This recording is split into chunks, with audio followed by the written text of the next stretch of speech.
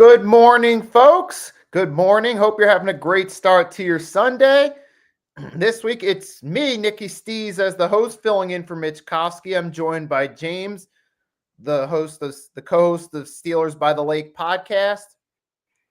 And we should have a few more joining us in a minute or two. Finn or Bo probably will be joining us, but in the meantime, we do have a lot to talk about. We're fresh off the trade deadline last Tuesday. We're going to talk about that a little bit. We'll have a few fun trivia facts, and then we'll preview Week 10 a little bit. So without any further ado, we'll start this thing off. If we get a few more joining us, we'll just find a way to incorporate them into it. So let's start this off. James, how are you doing this morning? Doing fantastic, brother. How about you? I'm great. It's an honor to be here and host, and we got Big C's about to pop in just a minute. Whenever you're ready. Big C, good morning. Welcome. Thanks for joining us. Yeah. All right, so we're just about to get started. We're going to talk about the trade deadline a little bit. We're going to start off, go around. First question is, what was the best trade at the trade deadline? If anyone wants to take it first, go right ahead.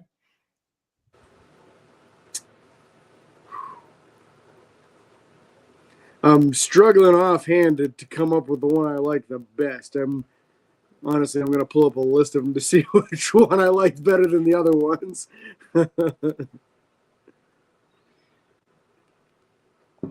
Yes, and right, there were several trades that are interesting, including players leaving former teams, going to new teams. You got David joining in the chat. What is up? I got to say, personally, I like the Colts moving for Sauce Gardner. There's a lack of top corners in the league right now. Most teams don't have one, a top and elite corner. And to get Sauce Gardner at the age that Sauce is at, and I think his best years are ahead of him, 2 first-round draft picks, I don't feel like is too steep a price to pay. I feel like that was a foolish move on the Jets' part. Sauce Gardner is a player that you build behind. I could understand if he was 28, 29, even 27 years old, 2-3 years from now, when you're ready to compete, he's a 30-year-old corner. I'd get it. But was Sauce 23 years old? You don't move off a corner at 23 years old that you just invested a top 10 pick in just a few short years ago to, one of those picks you're going to have to replace Sauce with anyway. So you get one, and these are going to be late round draft picks probably. The Colts look like they're going to be a Super Bowl contending team. So you get a early second, late first for, Sauce Gardner. Come on. Yeah, I agree with him on that one. It's a crapshoot in the NFL draft, right? As much as there's guys that study this for a living, that's all they do. They watch the film. They try to figure out who's going to work in the league. You could take cornerbacks with those first-round picks with both of them and miss on both, and you still don't have a guy as good as what you had with Sauce. So I agree with you completely on that. Quinnen Williams, to me, was a huge trade, too. Just the Jets, obviously, just having a big-ass fire sale there, just trying to get rid of everything they can for as many assets as possible. But Quinnen, I'll tell you, watching him firsthand this season, he is a destructive dude, man. Like, everything that he does doesn't always show up in the stat column. He's almost unblockable in one-on-one, and he doesn't get a whole lot of sacks and quarterback pressures, but you can't run his direction in the run game.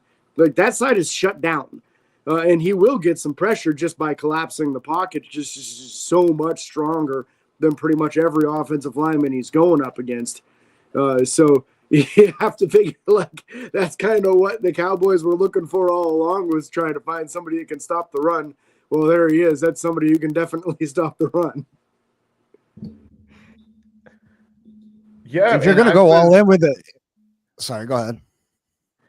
Oh, you can finish up. I didn't realize you were going to say something. I was going to say, Breece Hall is probably the one you should have probably traded first and foremost. I mean, because running backs are a dime a dozen. You see multiple teams using running back by committee. Breece Hall should have been the first one out the door. And then if you're going to trade those guys, you might as well have traded Garrett Wilson too. You know what I mean? Even though I like Garrett Wilson, I think that kid has a lot of potential. If you're trading those two guys, why just everything, strip it bare. Yeah. Yeah, it's at what point in time, where are they drawing the line? What do they think they actually have for assets? I guess maybe they just figure they don't need a defense and they can try and build an offense and see if they can be like the Bengals, but that isn't working out too well for the Bengals. All right, and I was thinking about it. You stole mine there by talking with the Sauce Gardner one, so I'm going to switch it up, present a different point of view, and go Rashid Shaheed to the Seahawks.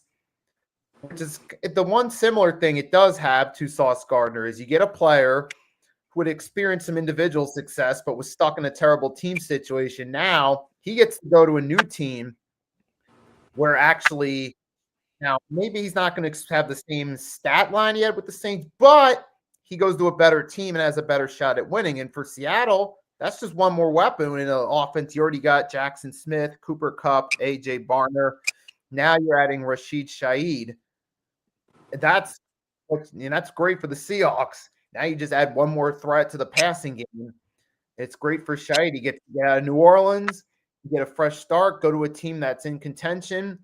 And plus, for Seattle, you need all the weapons you can get because you're in that loaded NFC West, competing with the 49ers and the Rams in that division, especially for a home playoff game or even a wild card spot. It's not going to be easy, as their record may indicate, because of the division they're in. So I give the Seahawks props for going all in, getting another weapon, especially for those key games. Because you already got a pretty good defense. You're already pretty loaded there. You just add one more weapon that could help in the passing game, make it tougher for other teams' corners, particularly in those key games against other NFC foes or even divisional foes. So I like this pickup. This has potential to help the Seahawks. Just matter of how it works. And plus, with Sam Darnold, he's shown the last couple of years when he has the right team around him, he can accurately throw the deep ball in right situations. So this helps too. We've seen Shaheed in New Orleans. One of the few highlights of that offense was sometimes his ability in the deep ball in recent years. So it's a good idea for the Seahawks. Now we just got to wait and see how it works out. I got a question for you guys on this Jaelan Phillips trade. Big C, did you feel like a third-round pick was enough compensation for a star pass rusher like that? And once you're done, Nikki, do you think he's going to go right into the starting lineup? Well, first and foremost, you're using the word star very, very loosely. To be honest, I thought we were going to get a fourth at best for Jaelan Phillips, considering his injury history. This is a guy that we took in the first round of the NFL draft, and he's never had 10 sacks in a season. He hasn't finished the last 2 years. He medically retired from college football at one point. He just never lived up to the hype. Was I a fan of his? Absolutely. I'm not a fan of how he's acted since he's been traded, where, oh, this is the greatest thing that's ever happened in my life. Like, give me a break, bro. Like, don't act like you were lighting the world on fire. There's 2 games that Jaelan Phillips individually cost us this year by not being able to finish the sack. You know what I mean? So pump your brakes, hold your horses. Like I said, never 10 sacks in a season. I think he can. He's got great potential. He's got one of the highest pressure rates this season in the NFL. He just doesn't finish it off. I think with Philly, when you got a bunch of other people to worry about, he can be sneaky good for them. But as far as a star,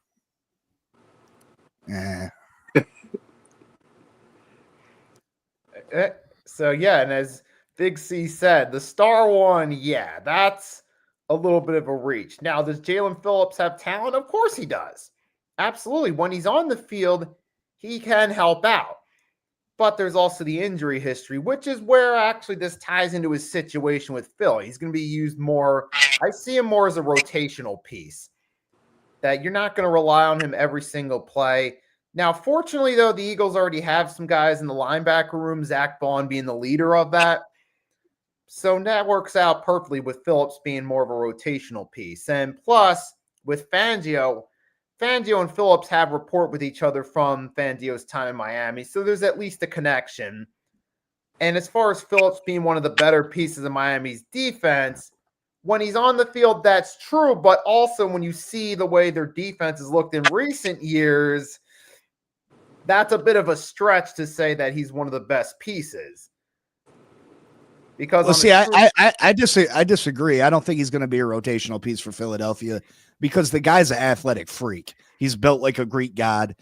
He's going to be more gifted than any other piece you're going to be able to put on the field. So he's going to get each and every opportunity to be a full-time participant for the Philadelphia Eagles. It's just about him finishing the play. Like I think like he could come in for you guys, and don't get me wrong, he'd come in and have a 20 sack season for you guys. Obviously not this year. The season's half over. But if you guys were to re-sign him at the end of the year, he has the ability to have a 20 sack season. He just never, he's never lived up to that hype. You know what I mean? But he is an athletic freak. He drops back in coverage. I mean, he was probably the Dolphins' best. They use a lot of their pass rushers in coverage, which I think is absolutely asinine. You got these guys dropping back in coverage 30-40% of the plays. How are they really getting after the quarterback? Are you giving them a real opportunity to put up huge sack numbers? You know what I mean? He was their best linebacker in coverage. But I think he's going to be given an opportunity to be the full-time starter in Philly. And what they'll also see about it, I mean, for now, it looks like at first it came across as him being a rotational piece because you got Alston Reeves, whatever his name is on the Giants, I can't pronounce it. He's on IR, and they're looking for a guy to replace. Now, maybe this is kind of to also a prove it type deal this season, and then see if we could re-sign him in the long term. Now, do I expect him to be tomorrow used? He'll probably be in and out tomorrow just to ease him into the lineup a little bit, get him adjusted. But we'll have to wait, Then we'll see as far as the rest of the season goes along. Maybe he comes in, could be a difference maker, maybe not. Now, I think out of the three guys we got, I see Alexander being used the least. I could see Michael Carter III being more used, kind of replace that Adoree Jackson, Keely Ringo spot. And plus, they got him a week in advance. He's had time to practice with the defense and get ready for tomorrow night. And Phillips, they all had this week, so we just got to wait and see. And plus, Raphael brought up a good point. Brandon Graham, there's that too. Yeah. How's he played so far? I haven't caught any of his films. This would be his first game he's played. Oh, okay. So he had a few. Yeah, I think Jaelan Phillips will run circles around all those guys. I wouldn't be surprised if Jaelan Phillips averages a sack a game for the rest of the season. Like, he is one of the top as far as pressure goes. He's at the top of the list this year in pressures on quarterback. He has the ability. He's getting there. He just wasn't able to bring quarterbacks down in clutch moments for us. So, like I said, he is a Greek. He's built like a fucking ton of bricks, bro. Like, perfect comment right there. He looks like Tarzan, plays like Jane.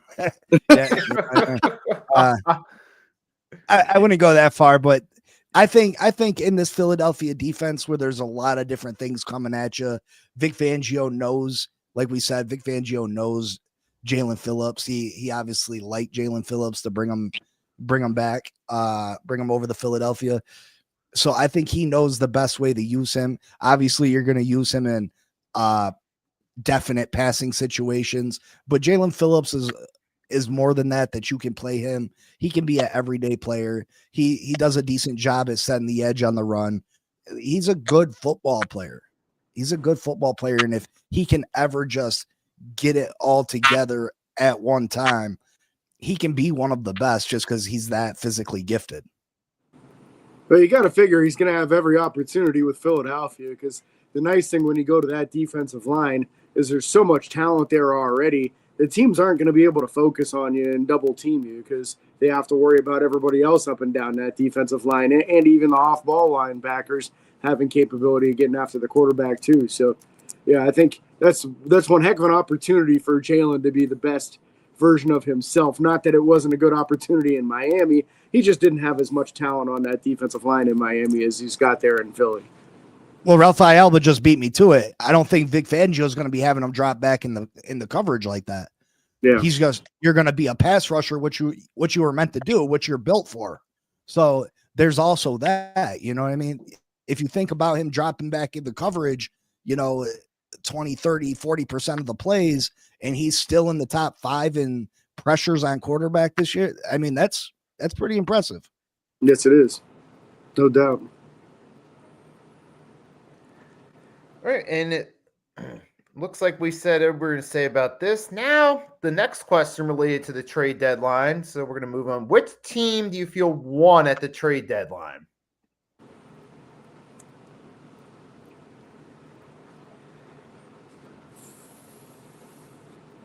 I mean, which team potentially the Colts won? Yeah, it's I tough think the Colts won. I mean, the Colts looking like a Super Bowl contending team already, and then you add, like I said, a top 5 corner in the league to, where was their weakness on this team? Corner. That was it. Yeah. And they went and got him. You know what I mean? So I don't see how anybody else you can say anything but Indianapolis. Yeah, I agree with you. There's other teams that definitely help fill some blank spots. I mean, Philly obviously filled in some areas they needed some help there, but not at the level of what Sauce is. That's just that's a dude that was one of the best corners in the league before he came into the league. So it's just a whole different level of corner right there. Like you could go 3 or 4 years in the NFL draft without having a corner as good as him. I mean, I'm going to have to say Indianapolis, because here you go. You got a team that's already 7-2, and as Raphael pointed out, they are winning right now. I'll have to check the score in a second, give you guys an update. But here you got a Colts team that's done a nice turnaround. They're at the top of the AFC. Now you're bringing in an elite cornerback in his peak to add to that defense. I mean, it's hard to top that right there in terms of immediate value to your defense. So what's scary is I think he's a year or 2 away from his peak. You know what I mean? Like, I don't even think he's reached it yet. Yeah, that's crazy. And score update, 13-7 Colts early second quarter. Yeah, and like Finn said there, you just got a few more years before all of a sudden, boom, this guy, it could be at the true top of his game. And he's already, mind you, still at one of the best. And you got Robert commented, Sauce has 1 INT in 2 years. He still performs, but his rookie season has been his best. But here you go. You're talking about a guy who has been consistently one of the best since his rookie season. And if it's what Big C said is true, he's a year or 2 away. Imagine how much of an impact player he can be, especially for the Colts. They keep him around a year or 2 from now, assuming you still have most of your pieces together. So this is definitely a big win for a team that's already in contention in the AFC. So it's hard to find a team that topped that in terms of big moves. Yeah, and honestly, I wouldn't look too much into the lack of ball production the last couple of years, because if you're playing the Jets the last couple of years, are you going to throw at Sauce Gardner or are you going to throw at the other guys on the field? I'm throwing the other way every single time. I don't care if my best receiver gets 0 catches in the game. Why would I throw at Sauce when the rest of the corners can't cover? And chances are you're probably beating the Jets, so you're running the football. That too.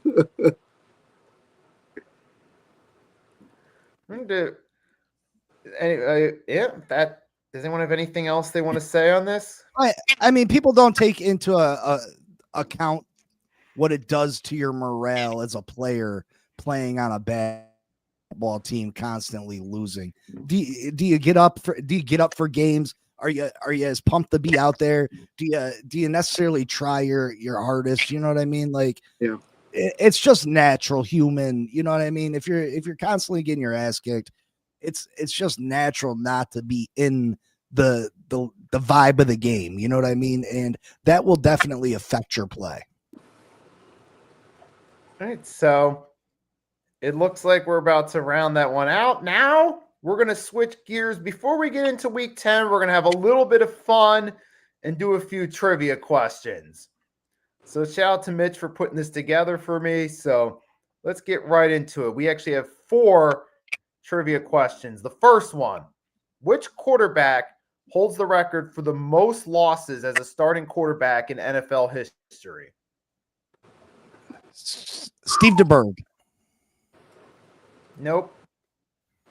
I'm trying to think who played for forever but had a mediocre career. Most losses as a quarterback in NFL history. Don't be looking it up in the chat neither. Don't be cheating. Yeah. Don't do that on us.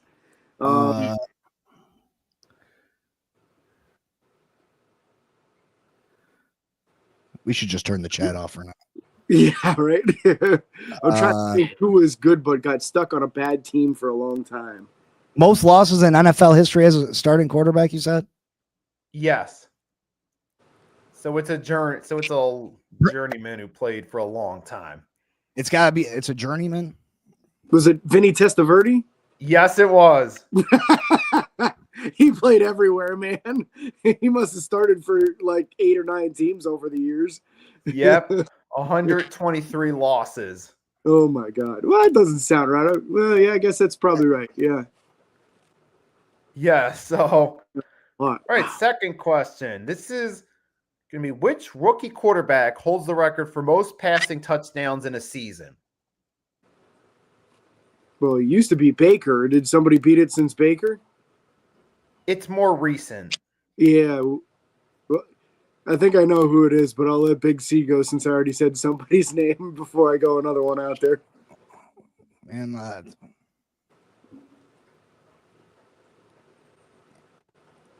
I don't know. God. Justin Herbert. Yep, Justin Herbert. Herbert. Yep. I was thinking Justin Daniels or Jaden Daniels beat that, but I guess not. 31 his 31. rookie season. Yeah, Baker was something like 27 or 28, and he crushed it by quite a mile when he broke it. But Herbert's been there since. Right, and that's interesting because now the next question actually is related to touchdown passes. But so it's going to be who holds the NFL record for most career passing touchdowns thrown by a non-quarterback? Non-QB that threw a lot of. Are we overthinking this? Is this the Miami special? Cordell Stewart.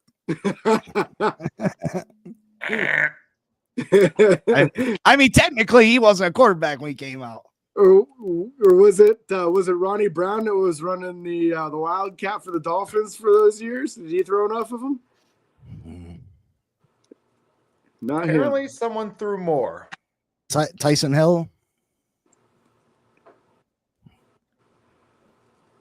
Oh, there was a punter that threw a lot of touchdowns. Man, that's probably not it, though. He completed some passes. I don't know if he threw a lot of touchdowns. It's not a punter. Fair. What position they play? Running back.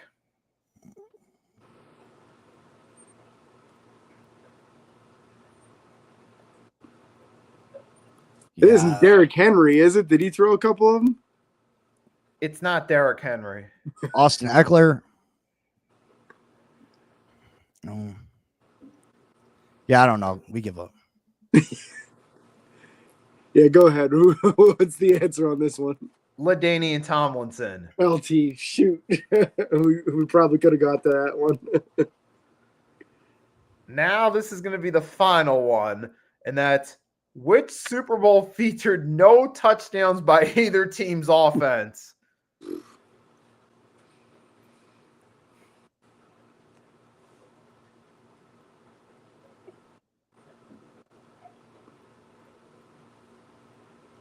Oh God. Yeah. Yeah, I don't know. This is going to be an old one. I feel like I don't think this is anytime recent.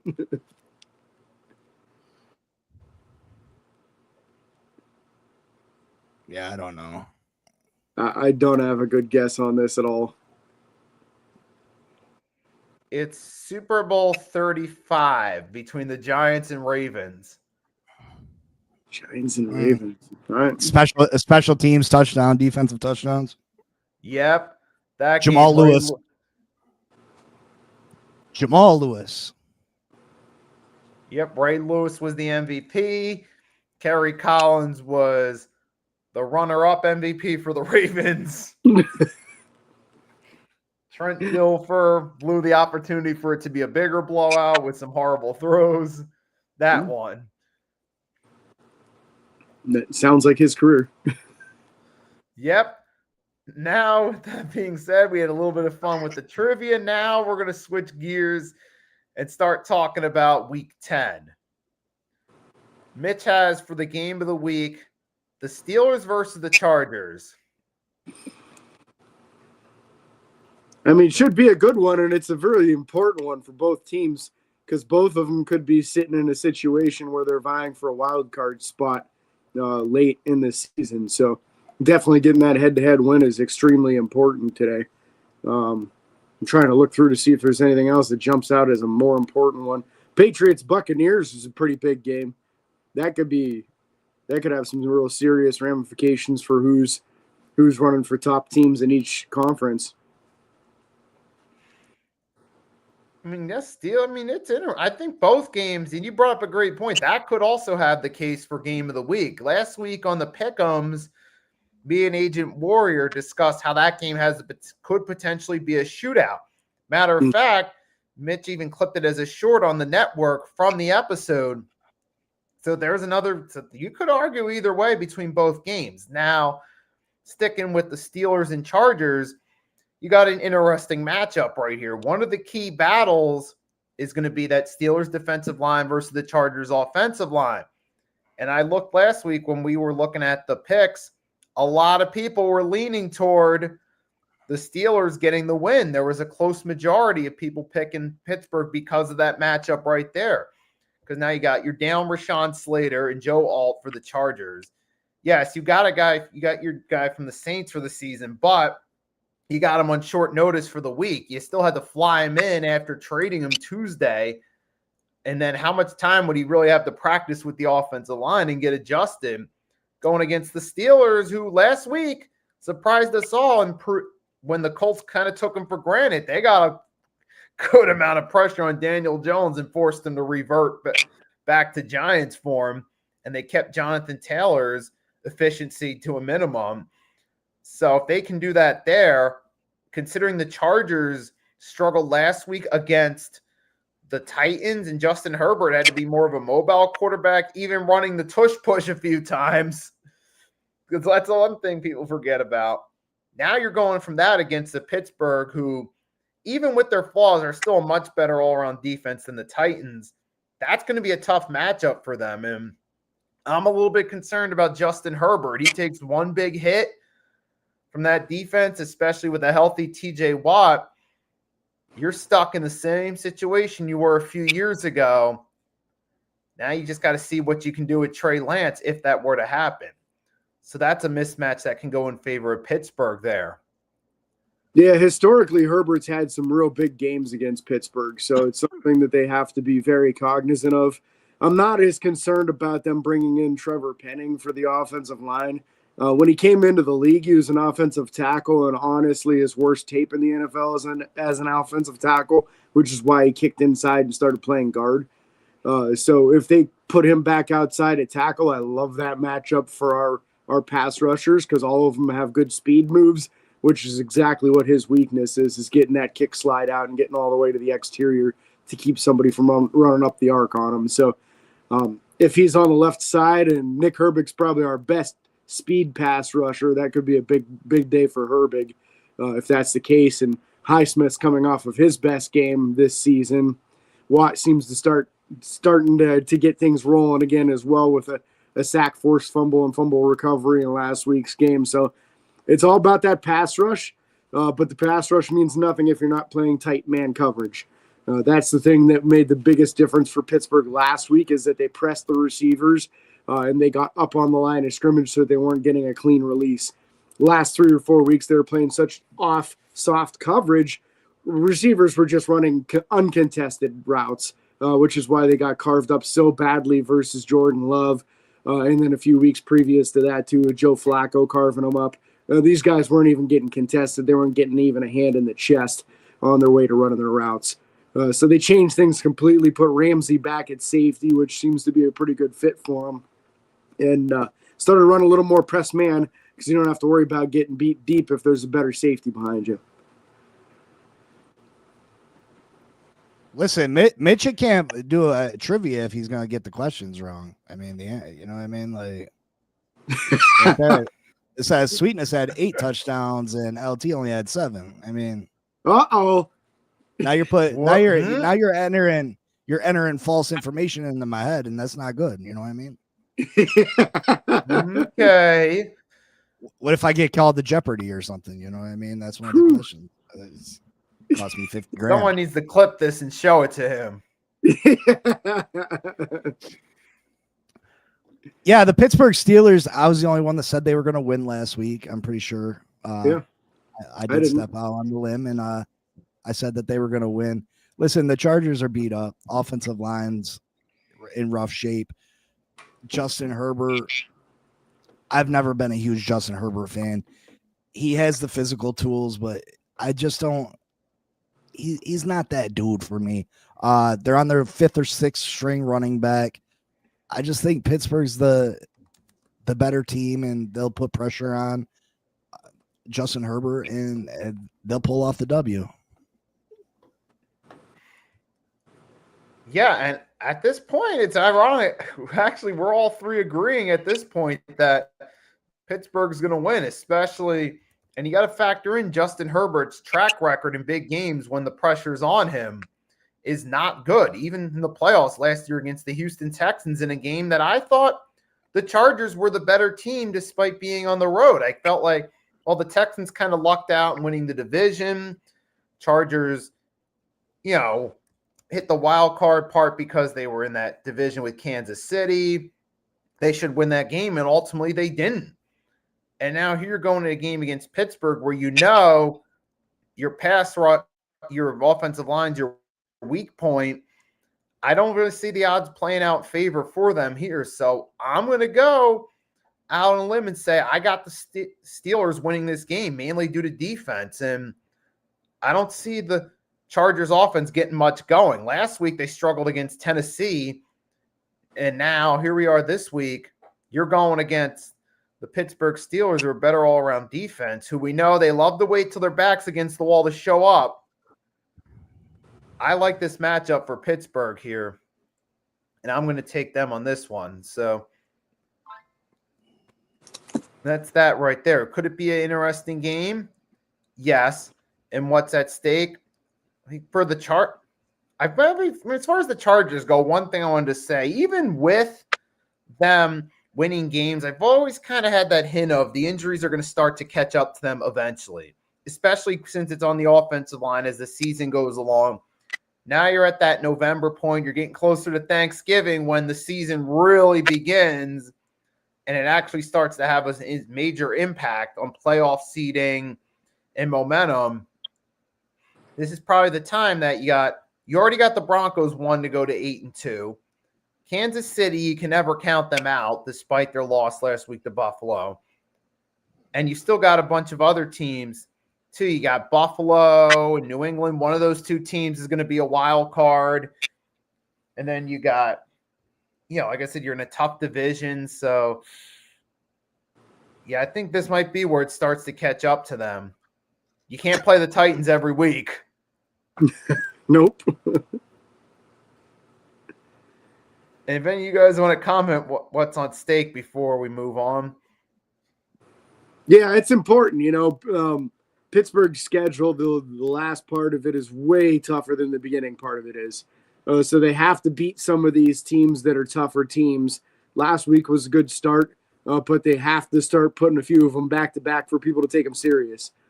So today needs to be a day that they don't just win, but they win by like 10 or 13 or something like that, just to put a statement out there that they're actually legitimate this year. Right. So, and does anyone have a dark horse potentially for this game player wise for either team?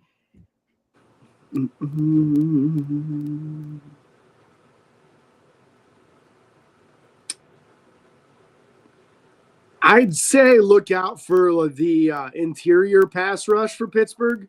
With all of these moving parts, the Chargers have been highly susceptible to twists and stunts. They're just not passing them off very well. So this could be a game Derek Harmon makes a big splash for Pittsburgh.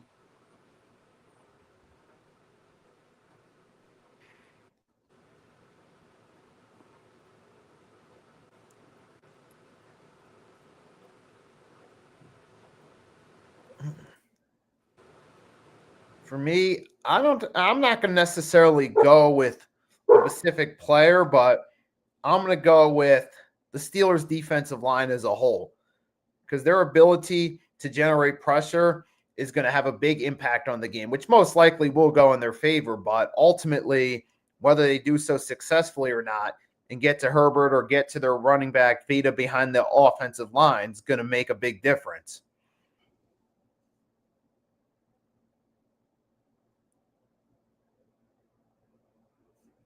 And if no one has anything else to say, last thing we're going to say about that game is last question is, who's likely to be the player of the game? Well, I think James already kind of covered it. Yeah, honestly, as much as my dark horse was Derek Harmon, I think Nick Herbig would get the player of the game today.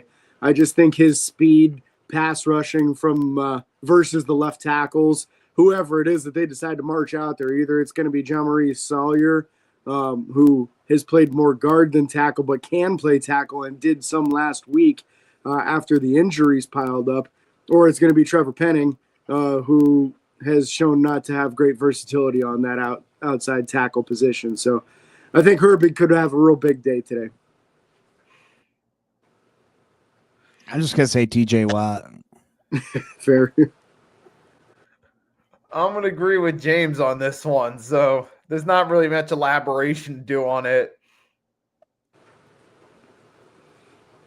So if that's all we're going to say about this one, then we're going to move along. I'm going to pull up the schedule a little bit so you guys can see the games.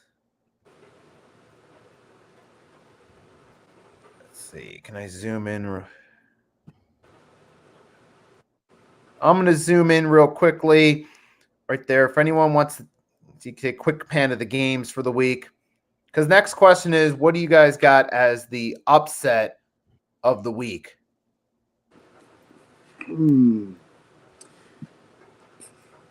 Upset of the week. If you guys need a few more seconds to look, go right ahead. Yeah, I'm just checking it out to see who I might actually like in an upset this week.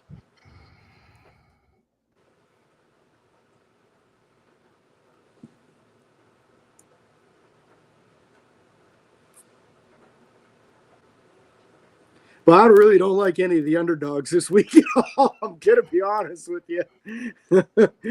I don't see too many of them winning. So I guess if I have to pick an upset, I'll go Jets over Browns, although I don't really believe it, just because I don't like any of the other underdogs at all today. I'm going to... Hold on maybe Tampa Bay over New England.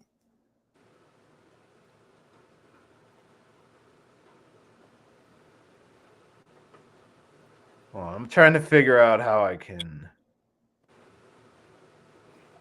All right, there we go. And this one, it's kind of a tough one. Like, I don't really know if there's any underdogs that catch my eye. Maybe New Orleans because it's a division rivalry game, maybe, but that's the only reason why. That's kind of baseless there. I can't, or maybe the Jets over the Browns. I guess I could see the Vikings pulling one off against the Ravens just because their offense can be pretty potent sometimes. And the Ravens defense has been struggling quite a bit this year, but I still kind of figure the Ravens will win the game. I could see the Vikings possibly pulling it off. Oh, that's another good one too. Now that you mentioned it, especially with that defense. Mm-hmm. And now we go from potential upset of the week to lock of the week. Buffalo over Miami. At least you're honest. I respect that. I'll take the Lions over the Commanders. I think the Commanders are completely falling apart, especially with Jaden Daniels out now. Yep. And I'll go with the Bears over the Giants because at this point, the spark you've had in terms of trying to win games is lost at this point, and yeah, it's not going to go well for the Giants. Let's put it that way. So the schedule effect is over. Yep. Definitely. So I'm going to close this thing out. If you guys want to give some of your predictions, go right ahead. If you Are we going through the pick'ems still? we're kind of just, I'll switch to the pick'ems tab, make it a little bit easier. Okay. Hold on 1 sec. There. Oh, wait. Oops. Sorry. Hold on a second. Nope. All right. Here we go. 1 second. And we'll go game by game. So we're skipping Thursday night. That game's in lockup. Falcons are up by 1, but there's still plenty of time. So we're going to start this off with the 1 o'clock games, Bears and Giants. Yeah, got to go Bears. Got to go Bears. Like you said, I don't think there's anything left for the Giants at this point. They might squeak 1 or 2 wins out, but I don't see them beating the Bears. Yeah, I got the Bears. All right, so that's going to be unanimous. I think this next one, we're all unanimous, Bills and Dolphins. Yeah. All right, moving right along. This one, Ravens, Vikings. I'm gonna take the Ravens, even though I'm cheering for the Vikings in this one, obviously, to beat a division rival here. I think the Baltimore is starting to get in a groove, which is scary for anybody playing them. Yeah, I'm gonna have to. Yeah, I'm starting to think that they're getting in that groove too. But the Vikings, I mean, I could see the Vikings winning this one too, but. I mean, they did beat Detroit last week, but that could have been also just a 1 week deal. So I'm kind of curious. I'm going to go with the Ravens in this one, but I think this could be a toss-up. Don't be surprised. Yeah, I mean, Lamar Jackson's 24-3 all time against NFC teams. Brian Flores has had success against Lamar Jackson back when he was the Dolphins head coach. He dominated Lamar Jackson in a Thursday night game, I think it was, where we just zero blitzed the shit out of him, and Lamar Jackson had no answers. I don't think they go that route today, but this game gets me. This game could go either way, but I got to go with the Ravens also.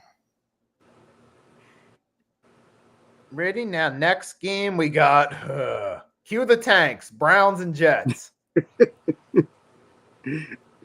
Gonna have a 3-2 victory for the Browns on this one. No, I think the Browns will probably score a lot of points because the Jets don't have anybody left on defense. So I think this is an easy one for Cleveland today. Right. Good for Dylan Gabriel. Get his confidence up. Not so good for Shador because he ain't gonna get on the field if Dylan keeps winning. Yeah, I go with the Browns too. Yeah, same here. Because at least the Browns, as bad as they are, have some talent on offense, and against that defense, good opportunity for them to stat pad. So I guess we're going unanimous. Moving right along, the Tom Brady Bowl between the Buccaneers and Patriots.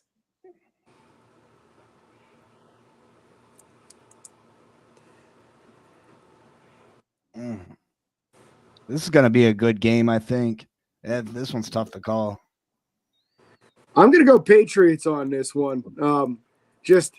I think that the injuries are catching up to Tampa Bay, and it's only a matter of time before they start breaking off a few losses here. So I think New England's a healthier team, should get the win today, I think. Now that you mentioned that Tampa's dealing with injuries, that does leave it open for error, though. But now Tampa Bay is the better, has more experience in these type of games. They're the better all-around team in this situations. So I'm gonna go with Tampa in this one, but it could be a close matchup, though. I think this is a good opportunity for New England to at least go against a good team and at least put up a good fight.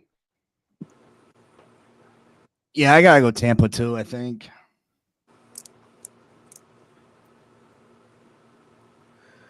All right, now next one we got Panthers and Saints.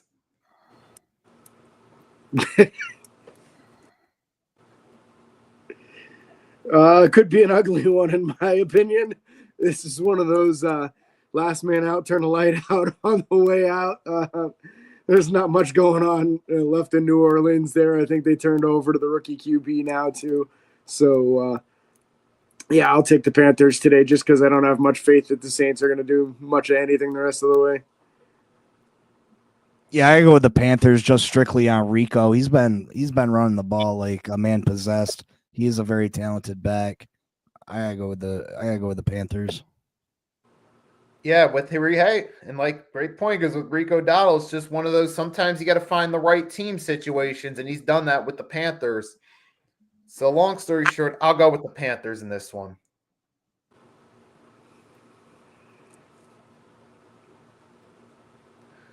Moving right along, Jaguars and Texans.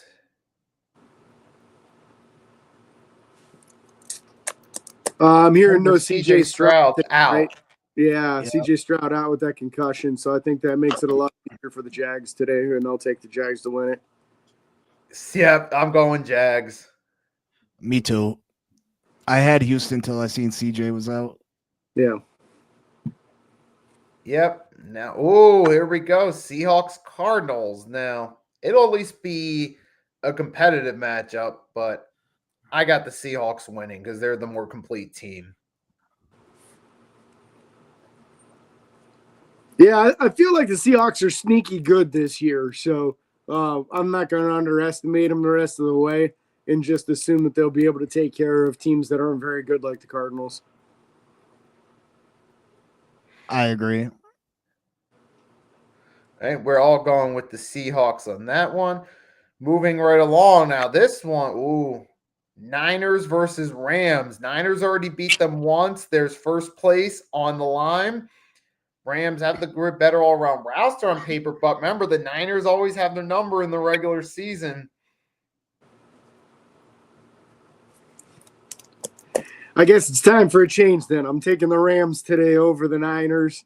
I don't know who the heck is left in San Fran. There's a lot of injuries going on there this year as well, which seems to be it's like every 2 out of 3 years, half their team's on the IR. So I'll take the Rams as the healthier team. Yeah, no Nick Bosa, no Fred Warner. I mean, I think the Rams are the superior football team regardless. Matthew Stafford versus Mac Jones. I mean, I think it's an easy choice.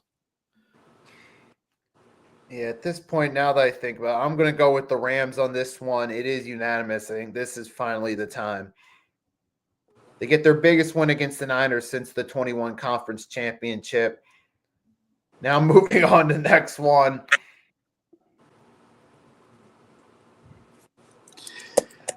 Yeah, this would be my pick for ugliest game of the week. I think if there's one that's a blowout, it's going to be the Lions over the Commanders. So it could be an easy 20-plus point victory, I think, today. Yeah, I'm going with the Lions in this one for sure. Yeah, the Lions disappointed me last week. I ain't gonna lie, but there's just too many. Daniels being out for Washington. That's a big hit.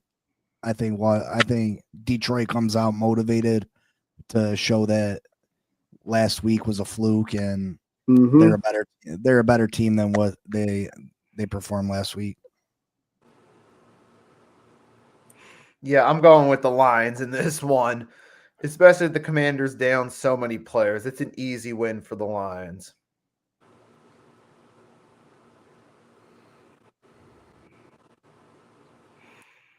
And now, we just talked about this earlier. I think we're all going Steelers in this one. Yeah. So we'll move along now. Eagles-Packers, Monday Night Football.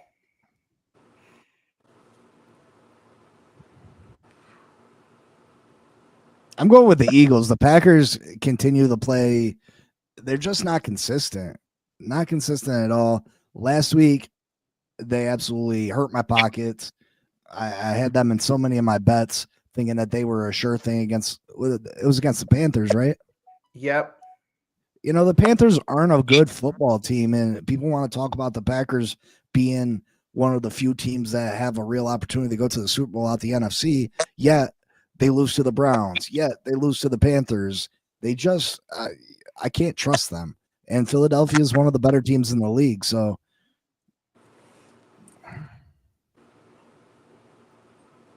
Yeah, I'm definitely going to take the Eagles on this one. For the shocker of the day, Nikki taking the Eagles. Yep. I can't say anything, man. I took the Steelers today, so I'm going to follow the two. Yeah, I think the Eagles get the win tomorrow night versus the Packers. Yep, so we're unanimous on that one. So that does it for what we have in store. Before we go off, if anyone has any hot takes or has anything they want to plug, go right ahead. Floor is yours. Nothing crazy, man. Just our normal schedule for me. So we'll have a recap show going on Monday evening, and then next Saturday our show looking towards the following game. So yeah, I ain't got nothing. Me, it's the standard Tuesday's the big live day, 3-point blitz, 11:30. And then 8 p.m. pick'ems on the Hardcore Sports Network with Agent Warrior.